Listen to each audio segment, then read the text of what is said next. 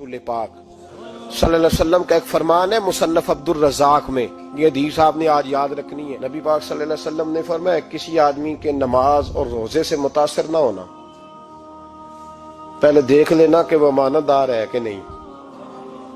किसी के नमाज रोजे से मुतासिर नहीं होना, पहले देख लेना कि दयानतदार है कि देखना लोगों की जेबों पे कितनी नजरें डालता है। फरमाया बहुत सारे नमाज रोजे वाले धोखेबाजी करते हैं, दयानती न करें, अपने ओहदे का पास रखें, अपने मनसब का ख्याल रखें। ओहदे जिस जगह आप मौजूद हैं आपकी जिम्मेदारी है। मेरे रसूल पाक सल्लल्लाहु अलैहि वसल्लम ने फरमाया हर बंदा तुम में से निगरान है और जो उसकी रियाया है उसके बारे में उसने जवाब देना है। कभी भी बददयानती ना करें। हम लोगों का पहले एतमाद हासिल करते हैं, फिर उस एतमाद को ठेस पहुंचाते हैं। उसका नुकसान पता क्या होता है? दुनिया में सबसे कमजोर शख्स वो होता है जिस पर कोई एतबार नहीं करता। जिसका एतमाद जाया हो जाए वो आदमी बिखर जाता है। कभी भी धोखाधड़ी की पॉलिसी ना बनाए। हम लोगों से मुफादात लेने के लिए अपने रवैये मीठे करते हैं और जब काम निकल जाता है फिर हमारे रवैये बदल जाते हैं। ये धोखा है, ये बददयानती है। इसको अल्लाह रसूल ने पसंद नहीं किया। मेरे नबी पाक अलैहिस्सलाम ने फरमाया जिसमें तीन बातें पाई जाए वो तो मुनाफिक है। अगरचे उलमा कहते हैं यहाँ मुनाफिक इत्कादी मुराद नहीं, मुनाफिक अमली मुराद है, लेकिन हुजूर ने फरमाया मुनाफिक है। या रसूलल्लाह कौन? फरमाया वो बंदा जब बात करे तो झूठ बोले, जब वादा करे तो मुखालफत करे, जब अमानत रखी जाए तो बददयानती करे। ये तो बंदा मुनाफिक है। हजरत अबू नूर अलैहिर्रहमान ने लिखा है, फरमाते हैं महमूद गजनवी का दौर था तो एक आदमी महमूद गजनवी के पास ना अपना केस लेके आया, मुद्दई बन के आया। उसने कहा बादशाह मेरा केस बड़ा निराला है। बादशाह सलामत ने कहा वो किस तरह?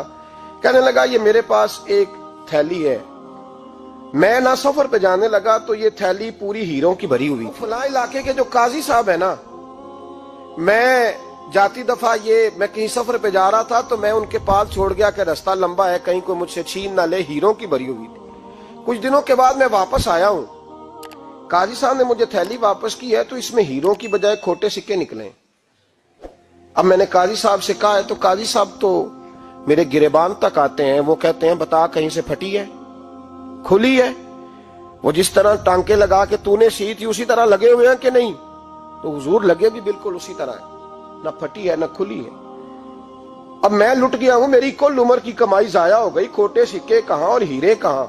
तो मेहरबानी करें और आप की बारगाह में अल्लाह रसूल के नाम पर हलफ देता हूं कि मैं हूं बिल्कुल सच्चा। महमूद गजनवी कहने लगे तू जा, थैली छोड़ जा और जब मैं तुझे बुलाऊंगा फिर दोबारा आना। वो शख्स चला गया। महमूद गजनवी उठे, दरबार बर्खास्त किया, लोगों से कहने लगे चले जाओ, मैं 3 दिन के लिए सैर करने जा रहा हूं, 3 दिन के बाद लौटूंगा। अकेले जब रह गए ना महमूद दरबार में तो महबूब ने छुरी मंगाई। वो जिस तख्त पे बैठते थे वहां गद्दा बिछा हुआ था, ये गद्दा पड़ा है ना, गद्दा बिछा हुआ। तो महमूद ने छुरी के साथ उसको फाड़ डाला और छुरी जेब में रखी, निकल गए। कहने लगे मेरे बाद कोई मेरे दरबार वाले इहाते में दाखिल ना हो। महमूद चले गए। अब वो सफाई करने वाला जब आया ना, उसने आके देखा तो गद्दा तो फटा हुआ है। उसने शोर डाल दिया, पहरेदार भी आ गए, फलां साहब भी आ गए, फलां साहब। उसने कहा ओ खुदा के बंदो उसका गद्दा फट गया है, वो तो मार डालेगा। उसने कहा था सिवाय सफाई और निगरानी वाले के दूसरा आए कोई ना, और यहाँ आया भी कोई नहीं। पहले दिन ही फटा हुआ है तो लटका देगा सबको, क्या करें? शोर हो गया, सारे दरबार के मुलाजिमीन इकट्ठे हो गए। एक बंदा बोला, कहने लगा फिक्र ना करो, मैं कैसे बंदे को जानता हूं, इस तरह सिएगा कि जिसने फाड़ा होगा उसे भी पता नहीं चलेगा कहां से फटा था। ऐसा बेहतरीन रफू करेगा कि पता भी।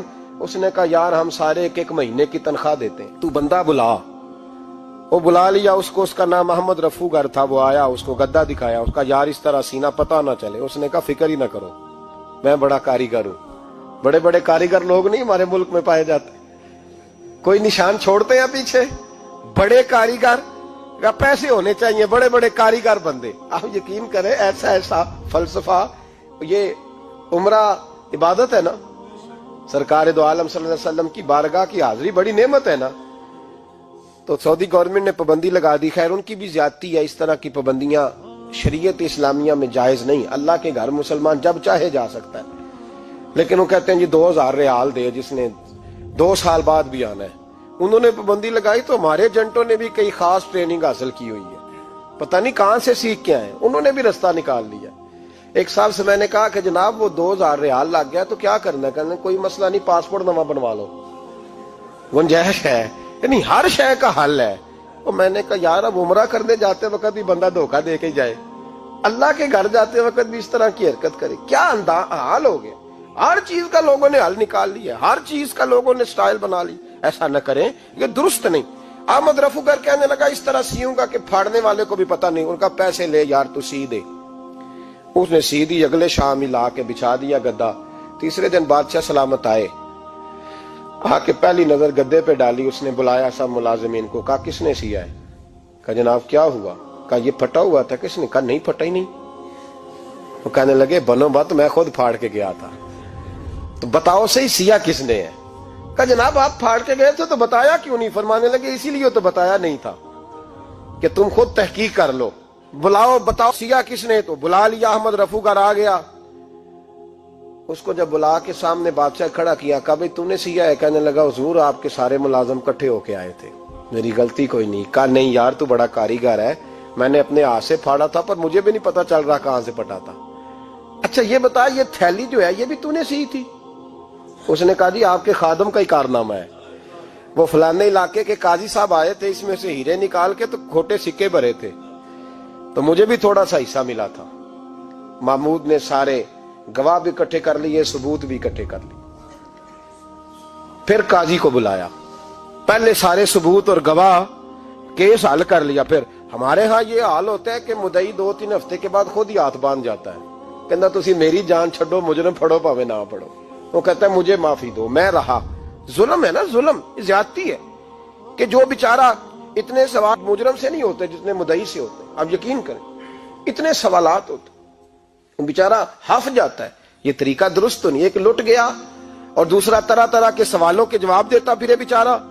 سارے ثبوت اکٹھے کر کے قاضی صاحب کو بلایا، تنہائی میں لے جا کے محمود غزنوی نے کہا قاضی صاحب آپ سے غلطی ہو گئی، غریب آدمی تھا، وہ لٹ گیا ہے، اس نے تو بڑی مشکل سے کچھ ہیرے جمع کیے تھے اور اس کی کل کائنات تھی، تو آپ اس کا مال اسے دے دیں، بات ختم۔ قاضی صاحب کہنے لگے آپ مجھ پہ الزام لگا رہے ہیں، سوال ہی نہیں پیدا ہوتا۔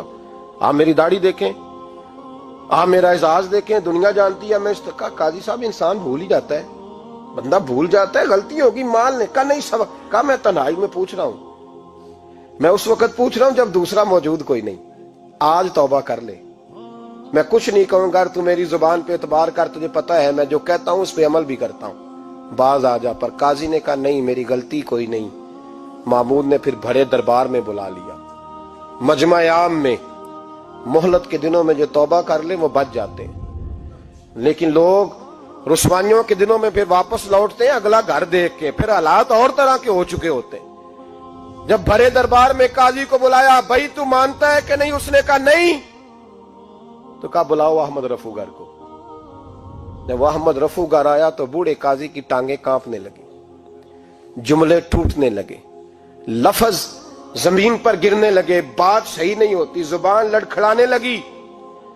محمود کہنے لگے قاضی میں نے تجھے کہا تھا وہاں مان جا بات، اب بھرے دربار میں بول۔ تو جب قاضی صاحب کی گردن خود بخود جھک گئی تو دنیا سمجھ گئی، کہا نکل جا میرے دربار سے۔ محمود بولے نکل جا، اتنی تجھے عزت دی، اتنی بڑی تنخواہ دی، قاضی بنایا، اور یہ تھوڑی سی رقم کے لیے، تھوڑی سی رقم کے لیے تو بددیانت ہو گیا، چل چلا جا، نکل۔ قاضی دربار سے نکلا تو لوگ لعنتیں برسانے لگے۔ کل جو دکانیں چھوڑ کے سلوٹ کرنے آتے تھے وہ کہنے لگے اس کی عمر دیکھو، اس کے کام دیکھو، دیکھو اس نے کیا کیا۔ گھر گیا، بچے جن کے لیے پاپ کمایا تھا، جنہاں لی تو پاپ کمائے ہن کتھے نہیں ہو تیرے کر دے۔ وہ بچے کہنے لگے ابا جی ہم تو سکول مدرسہ جانے کے قابل نہیں رہے، امید تھی کہ بیوی ساتھ دے گی۔ وہ کہنے لگی میں میکے کیسے جاؤں گی، گلی کی عورتیں طرح طرح کی باتیں بناتی ہیں۔ اور بھائی کامیابیوں کے بڑے سربراہ ہوتے ہیں، کوئی کامیاب ہو جائے تو سارے کہتے ہیں میری سپورٹ سے ہوا ہے، ناکامیاں ہمیشہ یتیم ہوتی ہیں، ناکامیوں کا کوئی سربراہ نہیں ہوتا۔ جب تک تو قاضی تھا تو بڑے بات تھی، ہر بندہ کہتا تھا رشتہ دار ہے، رسوائی ہو گئی تو وہ تیری آنکھ ہو یا سنگ ملامت کی چبھن، کون پہنچا ہے میرے درد کی گہرائی تک، دور شہرت میں تو یاروں نے کیا یاد بہت، ساتھ آیا نہ کوئی کوچے رسوائی تک۔ اور میاں صاحب کہنے لگے ساری عمر ہی آٹا گد ہے، میں لکھاں کیتے نہیں پیڑے، اب وقت آیا ہی تے محمد بخشا کوئی نہیں ہوں بیٹھا نیڑے، حالات ہی بدل گئے۔ قاضی خاموشی سے اندر چلا گیا، اپنی رسوائی سمیٹ کے بستر پہ لیٹا، نہ روٹی کی بھوک لگی، نہ پانی کی پیاس لگی، نہ نیند آئی، ساری رات تڑپتا رہا۔ سویرے گھر والوں نے دروازہ کھولا تو روح پرواز کر گئی تھی، دنیا چھوڑ گیا۔ حضرت ابو نور علیہ رحمہ بولے، فرمانے لگے یاد رکھو کبھی بددیانتی نہ کرنا، کبھی۔ یہ تو محمود غزنوی کی عدالت تھی، قیامت میں رب کریم کی عدالت لگے گی۔ اور فرمایا وہاں تو گواہی دینے والا احمد رفو گر تھا، قیامت میں تو تمہارے اپنے ہاتھ پیر گواہیاں دیں گے، ہمارا اپنا وجود گواہی دے گا۔ اور فرمایا یہاں تو لانتے دنیا دار برساتے تھے، وہاں فرشتے ہوں گے۔ اور قاضی کو تو موت آ گئی تھی، قیامت میں تو دوبارہ موت بھی کوئی نہیں آئے گی، وہاں تو رہنا ہے اور سہنا ہے۔ بددیانتی معاشرے میں، اتنی بددیانتی ہر جگہ۔ اس معاشرے کا بھی کچھ بنے گا جہاں دوائی بھی خالص نہ ملے، جہاں دوائی میں بھی بددیانتی ہو۔ لوگ اپنے بچے کو آکسفورڈ یونیورسٹی میں پڑھانے کے لیے غریبوں کے بچوں کے رگوں میں جو دوائی اتارے وہ بھی 2 نمبر۔ اتنا بڑا بھی کوئی بددیانت معاشرہ ہوتا ہے کہ لوگ یہاں تک دھندا کریں، یہاں تک کہ لوگ لوگوں کی زندگیوں سے کھیل جائیں اور ہمیں احساس تک نہ ہو کہ کوئی مر جائے گا، کوئی ڈوب جائے گا، کیا بنے گا۔ اور جس نے وہ اپنی رجسٹر کی دوائی کی، اس نے 2-4 لاکھ روپیہ لیا اور اس نے یہ نہیں سوچا کتنے انسان میری وجہ سے مریں گے۔ قتل صرف یہ تو نہیں ہوتا گولی مار کے مار دینا، لوگوں کی زندگیوں سے لوگ کھیل جاتے ہیں، لوگ تباہی کر جاتے ہیں، لیکن بددیانتی سے باز نہیں آتے۔ میرے رسول پاک علیہ السلام کے غلاموں، نبی پاک صلی اللہ علیہ وسلم نے ذرا سی بددیانتی، اور صحابہ کا یہ مزاج تھا، اتنی سی بھی کبھی ان سے غلطی ہوتی تو تڑپ